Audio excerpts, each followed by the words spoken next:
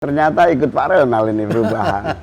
Apa yang mau dirubah, Caimin? Koalisi perubahan atau lebih disebut sebagai koalisi untuk menaikkan level realitas kehidupan bangsa kita. Dari seluruh keadaan ini ternyata kita butuh perubahan. Kita masih butuh perubahan. Kita terus butuh perubahan. Perubahan ini menambahkan paradigma cara kerja, cara berpikir, keadilan dan kesetaraan dalam semua policy dan kebijakan. Ini yang dirindukan masyarakat hari ini. Ya. Jadi awalnya saya juga agak ragu-ragu dengan istilah perubahan. Ya. Karena apakah grassroots memahami change itu gitu kan. Nah, setelah saya keliling 3-4 bulan terakhir ini ternyata silent hope ya, masyarakat yang selama ini nggak banyak nuntut, yang ya trimo ing pantum bahasa Jawanya, menerima kenyataan dengan tanpa protes, itu begitu kita sentuh, kita ajak perubahan mau, ya ini yang kami tunggu gitu. Keinginan untuk berubah itu luar biasa besarnya.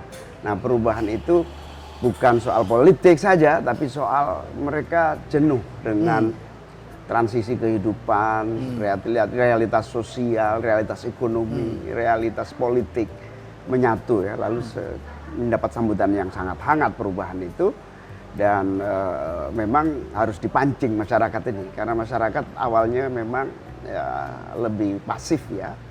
Nah, dengan ide perubahan mereka aktif. Gitu. Terutama tadi aspek keadilan tadi ya. Keadilan dan kesetaraan. Kesetaraan. Contoh yang paling sederhana ini misalnya realitas yang dilihat masyarakat ini, yang gede kok semakin gede, yang kecil kok nggak naik gitu. Nah, mereka ternyata ingin yang gede tetap gede, tapi yang kecil naik dong. Gitu. Itu perubahan.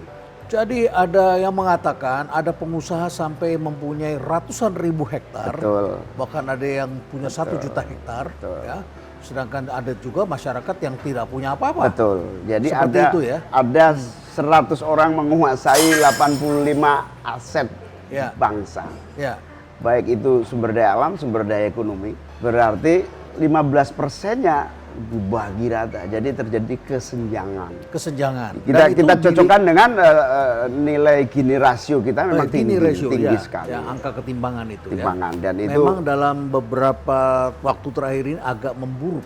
Betul. Walaupun tidak terlalu ekstrim, tetapi memang agak memburuk. Nah, itu menunjukkan bahwa harus ada sesuatu cara kerja baru, cara berpikir baru, paradigma baru yang kita masukkan dalam seluruh pola pikir, strategi kerja pembangunan nasional kita. Ya.